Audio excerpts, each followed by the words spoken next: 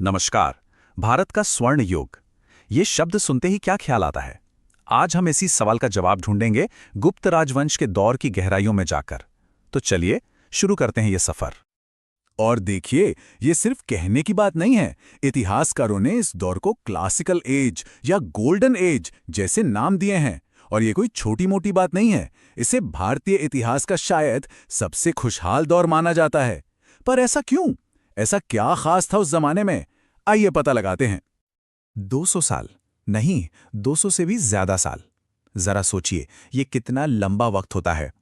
ना जाने कितनी पीढ़ियां गुजर गई होंगी इस दौर में। इतने लंबे समय तक शासन करना, ये अपने आप में गुप्त वंश की ताकत और उनकी स्थिरता की कहानी कहता है। तो सवाल ये है कि इतने बड़े और शानदार साम्राज्य की नींव पड़ी कैसे? अक्सर मन में आता है कि शुरुआत भी बड़ी जोरदार रही होगी, है ना? पर मजे की बात यह है कि कहानी बिल्कुल उल्टी है। शुरुआत एकदम साधारण थी। चलिए चलते हैं। 4वीं शताब्दी ईस्वी में जगह थी मगध। वही मगध जो मौर्य जैसे बड़े बड़े साम्राज्यों का केंद्र रह चुका था।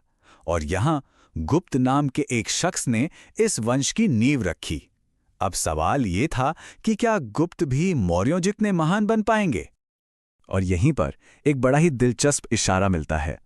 देखिए, जो पहले दो शासक थे यानी गुप्त और उनके बेटे घटोत्कच, उन्होंने टाइटल लिया महाराजा का। अब सुनने में तो बड़ा लगता है, पर उस जमाने में महाराजाधिराज जैसे भारी भरकम टाइटल्स के सामने ये काफी मामूली था, है ना? इससे साफ पता चलता है कि शुरुआत एक छोटे से राज्य से हुई थी। लेकिन ये साधारण शुरुआत तो बस एक तूफान से पहले की शांति थी, क्योंकि इसके बाद जो शासक आए, उन्होंने तो इतिहास का नक्शा ही बदल दिया। उन्होंने ही गुप्त वंश को एक छोटे से राज्य से एक विशाल साम्राज्य बना दिया। अच्छा, आगे बढ़ने से पहले एक बात साफ कर लेना जरूरी है। गुप्त साम्राज्य बहुत बड़ा था, मतलब पूरे उत्तरी भारत में फैला था, पर मौर्य साम्राज्य जितना विशाल फिर भी नहीं था। तो फिर सवाल वही है, इसे स्वर्ण युग क्यों कहते हैं? इसका जवाब यह है कि महानता हमेशा साइज से नहीं नापी जाती। तो चलिए अब मिलते हैं उन महान शासकों से जिन्होंने इस साम्राज्य को इसकी बुलंदी पर पहुंचाया। सबसे पहले चंद्रगुप्त प्रथम, जिन्होंने नींव को फौलादी बनाया। फिर आए उनके बेटे समुद्रगुप्त, जिन्हें भारत का नेपोलियन तक कहा जाता है। और फिर चंद्रगुप्त द्वितीय, यानी महान विक्रमादित्य। बस यही वो नाम हैं जिन्होंने गुप्त वंश को इतिहास में अमर कर दिया। और इन्हीं का दौर था वो स्वर्ण युग। लेकिन कहते हैं ना, हर बुलंदी के बाद ढलान आती ही है। कोई भी साम्राज्य हमेशा के लिए नहीं रहता। और शिखर पर पहुंचने के बाद गुप्त वंश के लिए भी एक लंबे और धीमे पतन का दौर शुरू हो गया। स्कंदगुप्त के बाद क्या हुआ?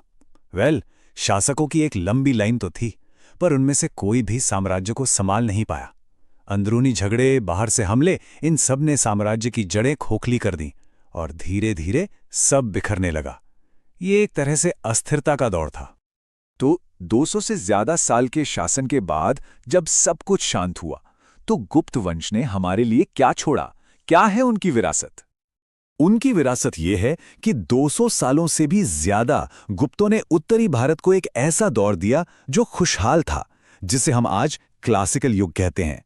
हाँ, हो सकता है कि उनका साम्राज्य मौर्यों जितना बड़ा ना हो, लेकिन कला, विज्ञान, साहित्य में जो कमाल उन्होंने किया, जो ऊंचाइयां छुईं, उसी ने उन्हें स्वर्ण युग का खिताब दिलाया। पर सोचने वाली बात यह है कि किसी भी दौर को सुनहरा क्या बनाता है? क्या सिर्फ सोने के सिक्के या फिर कुछ और भी? यही सवाल आज हमारी पूरी बातचीत का सेंटर पॉइंट होने वाला है। हम ये समझने की कोशिश करेंगे कि गुप्त काल को ये उपाधि क्यों मिली, क्या वो सच में इसके हकदार थे, और इस पूरी चमक दमक के पीछे आखिर कौन सी ताकतें काम कर रही थीं। तो चलिए इस कहानी में जरा गहराई से उतरते हैं। ज्यादातर इतिहासकार मानते हैं कि गुप्त काल, जो मोटे तौर पर 4वीं से 6वीं शताब्दी तक रहा, वो भारतीय सभ्यता का एक पीक था। मतलब एक ऐसा दौर जब कला हो, विज्ञान हो या फिर एडमिनिस्ट्रेशन, हर फील्ड में एक से बढ़कर एक चीजें हो रही थीं। एक तरह की क्रांति आ रही थी। पर सवाल यह है कि इतनी जबरदस्त कामयाबी के पीछे की मशीनरी क्या थी? वो कौन सा पॉलिटिकल और एडमिनिस्ट्रेटिव स्ट्रक्चर था जो इस स्वर्ण युग को पावर दे रहा था? आइए समझते हैं कि ये शाही इंजन आखिर काम कैसे करता था। तो देखिए, इस पूरे सिस्टम के दिल में था राजा। सारी की सारी पावर राजा के हाथ में थी। ये एक वंशानुगत राजशाही थी, मतलब राजा का बेटा ही राजा बनता था। और उनके टाइटल देखिए, महाराजाधिराज, परम भट्टारक, परमेश्वर। ये सिर्फ भारी भरकम नाम नहीं थे, नहीं, ये एक ऐलान थे, एक डिक्लेरेशन कि राजा सिर्फ एक शासक नहीं बल्कि वो धर्म का दिव्य रक्षक भी है।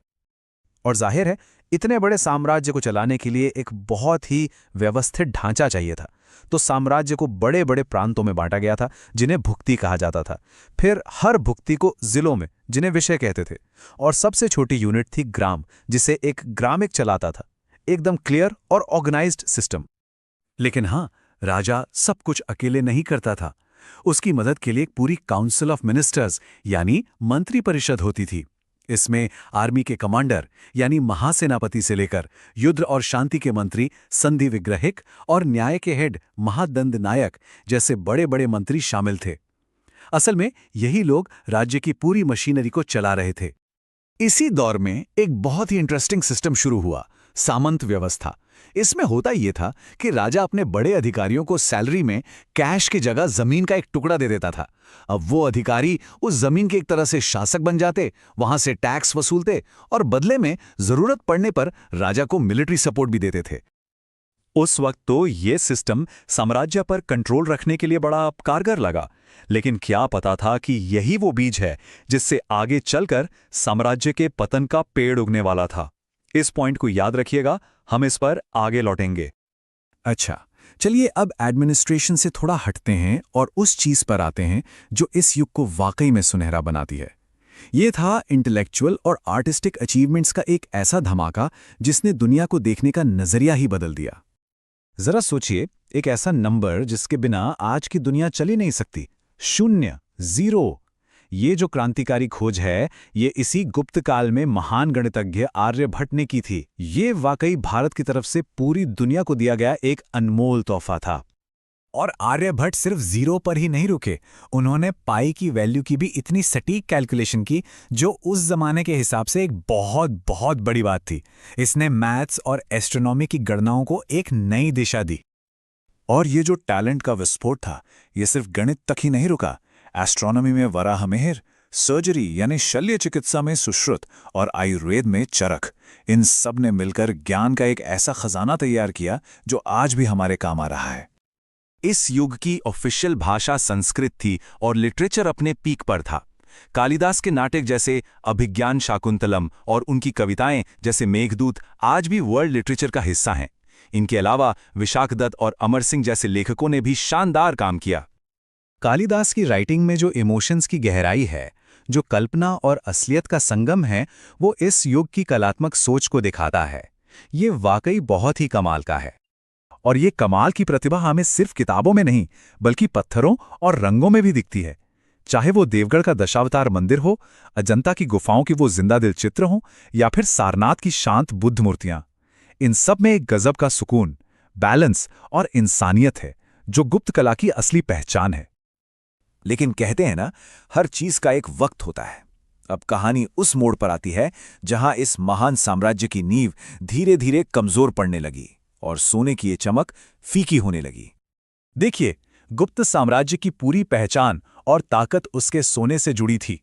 उनकी इकोनॉमी का बेस थे सोने के सिक्के, जिन्हें दीनार कहा जाता था। लेकिन क्या हो जब आपकी बुनियाद में ही खोट आ जाए? सिक्के ना किसी भी साम्राज्य की इकोनॉमी का आईना होते हैं। शुरू के गुप्त सिक्के एकदम शुद्ध सोने के थे, जो उनकी प्रॉस्पेरिटी को दिखाते थे। लेकिन बाद के दौर के सिक्कों में सोने की प्योरिटी कम होने लगी। ये मिलावट इस बात का पक्का सबूत थी कि साम्राज्य एक बड़े आर्थिक संकट से गुजर रहा था। तो पतन का कोई एक अकेला कारण नहीं था, ये कई चीजों का एक कॉम्बिनेशन था। एक तरफ बाहर से हूणों के लगातार हमले हो रहे थे, तो दूसरी तरफ अंदर, याद है वो सामंत जिन्हें साम्राज्य को मजबूत करने के लिए बनाया गया था, वही अब पावरफुल होकर आजाद होने लगे थे। ऊपर से कमजोर राजा, खस्ता हाल इकोनॉमी और ढीला पड़ता प्रशासन, इन सब ने मिलकर साम्राज्य के पतन की कहानी लिख दी। साम्राज्य तो खत्म हो गया, पर क्या उसकी चमक भी पूरी तरह से मिट गई? नहीं, बिल्कुल नहीं। अब बात करते हैं उस लेगेसी की, उस विरासत की जो गुप्त काल ने आने वाली सदियों के लिए छोड़ी। एक ऐसी विरासत जिसका असर आज भी महसूस किया जा सकता है। देखिए, गुप्त साम्राज्य को यूं ही भारत का स्वर्ण युग या गोल्डन एज नहीं कहा जाता। ये वो जमाना था जब कला, विज्ञान और संस्कृति सब कुछ अपनी बुलंदियों पर था, और ये साम्राज्य कोई 10-20 साल नहीं बल्कि 200 से भी ज्यादा सालों तक फलता फूलता रहा। और सबसे दिलचस्प बात जानते हैं क्या है? भारत में आज तक जितने भी सिक्कों के भंडार मिले हैं, उनमें सबसे बड़ा गुप्तों का ही है। और ये सिक्के सिर्फ लेन देन के लिए नहीं थे। नहीं, ये तो इतिहास की एक खुली किताब है जो हमें उस दौर की सियासत, समाज, हर चीज की गहरी जानकारी देते हैं। तो चलिए इस सुनहरे दौर की नींव रखने वाले उन ताकतवर शासकों से कहानी की शुरुआत करते हैं। तो गुप्त युग के असली संस्थापक थे चंद्रगुप्त प्रथम। और देखिए, उन्होंने अपनी ताकत सिर्फ तलवार के दम पर नहीं बढ़ाई, बल्कि एक बहुत ही स्मार्ट, एक रणनीतिक शादी से। लिच्छवी राजकुमारी कुमारदेवी से उनका विवाह एक ऐसा मास्टर स्ट्रोक था जिसने उनकी हैसियत इतनी बढ़ा दी कि उन्होंने महाराजाधिराज का खिताब अपनाया, यानी राजाओं के भी राजा। फिर आए उनके बेटे समुद्रगुप्त, एक जबरदस्त विजेता। उन्होंने तो साम्राज्य को बहुत बहुत दूर तक फैला दिया, और अपनी जीतों का डंका पीटने के लिए उन्होंने सिक्कों को एक प्रोपेगेंडा टूल की तरह इस्तेमाल किया। इसका सबसे बेहतरीन उदाहरण है उनका अश्वमेध सिक्का। ये महज एक सिक्का नहीं था, ये तो एक ऐलान था, एक घोषणा पत्र। सिक्के पर बना वो बलि का घोड़ा उनकी शाही ताकत का सिंबल था, और इस पर जो लिखा था वो उन्हें एक अजेय सम्राट बताता था। और एक और दिलचस्प बात देखिए, सिक्के पर रानी को भी जगह दी गई है, जो दिखाता है कि उस शाही रस में उनकी भी कितनी अहम भूमिका थी। अब आते हैं उस शासक पर जिनके दौर में गुप्त साम्राज्य अपने शिखर पर पहुंचा, चंद्रगुप्त द्वितीय, जिन्हें हम सब विक्रमादित्य के नाम से भी जानते हैं। उनके राज में तो मानो संस्कृति और सियासत दोनों ही आसमान छू रहे थे। उनका ये सिंह हंता सिक्का, यानी शेर का शिकार करने वाला सिक्का, ये उनकी अपनी बहादुरी को तो दिखाता ही था, लेकिन उससे भी बड़ी कहानी सिक्के के दूसरी तरफ है, जहां देवी दुर्गा शेर पर बैठी हैं। ये एक बहुत बड़े धार्मिक बदलाव का इशारा है।